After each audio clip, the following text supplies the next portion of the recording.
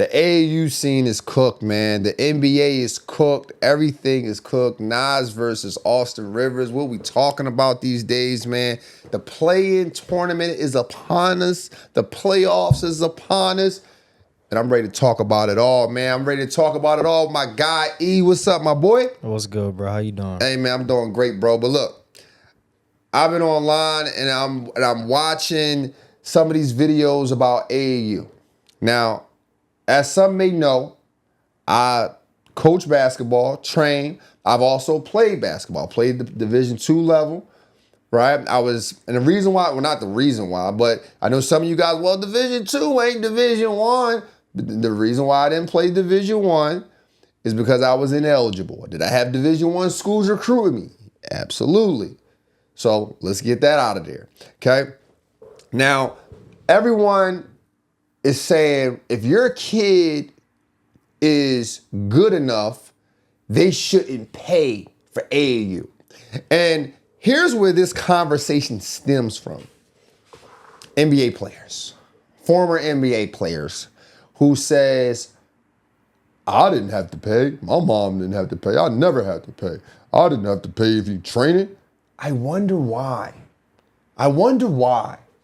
Maybe because you have an extraordinary talent, extraordinary height. When you're an extraordinary player, yeah, you don't have to pay. But then there's a plethora of players who's not gifted height-wise, not gifted with talent, and got to work their way up. I was one of those guys. I was a little tall for my age. I'm about 6'3". I was about 6 foot in the 8th grade, 5'11" in the 8th grade. But I didn't have that much talent. So on my AAU team, you know how we got to AAU tournaments? How we was able to afford the transportation, the hotels, the uniforms? And we had to at least put some money in our coaches' pockets, at some capacity. We had to wash cars. Malik Rose, former NBA player, stepped in and sponsored our team. Maybe a year or two on this team, maybe a year in or 2 years in, I was on this AAU team, and Malik Rose sponsored some shoes and also sponsored some uniforms for it. But before that, it was washing cars. E, would you wash cars and play in the AAU tournament? Yeah, I'll do it for the grind, bro. You do it for the grind? I'll do it for the grind. But what about every AAU tournament? Every AAU tournament. So you remember, so AAU tournaments, you go on there every other weekend. Every other weekend? Every other weekend. So every other week, you're washing cars. That's tough. That's like a job. See, that's what I'm saying. That's like a job, bro. That's what I'm telling you. That's what I'm trying to kick to you. That's mentally draining. I ain't gonna lie to you. So there you go. And then imagine you losing in the tournament. That's what I'm saying. And you not getting no trophy. And what if you're not even a starter? What if you don't even play that much? Yeah. You just really trying to go. Yeah, that's tough, bro. So that's what I'm saying. So imagine how a parent would feel. So the parents say, you know what, I'll pay. Now let me tell you what you guys are paying for though. You're not only paying for the AAU fees, you're paying for your kid's exposure. Sure, he might not be college ready. That's fine. But do you want him to play at the local YMCA? The rec league? Where the dads is coaching and they trying to really just coach their son? Or do you want some experience coaching? Which one you rather have? Now, don't get me wrong. Every AAU team doesn't have the same objective to get kids better. But that's something for you as a parent to recognize early on. You have to see that vision for your kid. Now, if you didn't grow up in that world, well, you might not have been an athlete when you was growing. Maybe you were a good scholar. Maybe you are someone who took school very, very seriously and didn't care for sports. But your kids do. You might need to talk to someone about this. But I'm not going to sit here and tell you that every kid shouldn't pay. Sometimes you pay in the beginning, don't pay later. Once we started getting the sponsorships, we never had to pay. We didn't have to worry about it. That's the same thing now. If your kid you want your kid on his Nike team, right?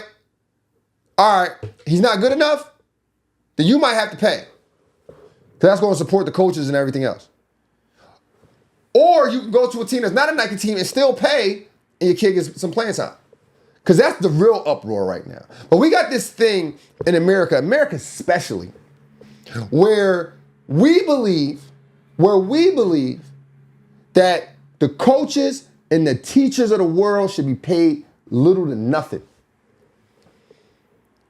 We believe that the teachers should be paid little to nothing. The coaches be paid little to nothing. But we don't got no problem giving Phil Knight our money every month, every other month. Your kid wants some new Nikes, you don't mind giving them. They're billionaires. I can tell you this. I remember more from my coaches when I was young than I do with shoes I wore at that time. I can't tell you what I wore in the 9th grade, what shoes I wore in the 9th grade. Actually, I can't. I think I had the Jamal Crawfords, actually. But I can't wear those shoes now. I can tell you the drill my coach, Bob Pembleton, showed me that I still use to this day to help me with my footwork. I can tell you the details of it and why.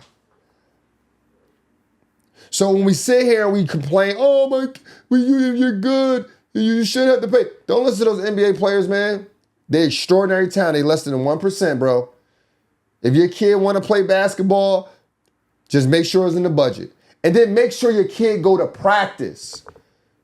Your kid is in school 6 hours a day, they send him home with homework. You never say to yourself, man, why they sending you home with homework? Wasn't you just there for 6 hours? It's the same thing with basketball. Your kid got 2 AAU practices a week, send them. Make sure they also train on their own. Make sure you help them out. Rebound for them. If you don't know nothing about basketball, go ahead and rebound for them. You know how to chase the ball and pass it, right? They got practice 5 days a week. Make sure they are working out on their own to get return on your ROI. That's all you need to do. That's all you need to do. But let's not listen to these NBA players that, I never played for training. No, duh. You 6'9", and you can dunk the damn basketball. What they going to train you to do? The NBA scouts are already looking at you. Maybe if you did have a trainer, you could hit a jump shot other than just run and dunk.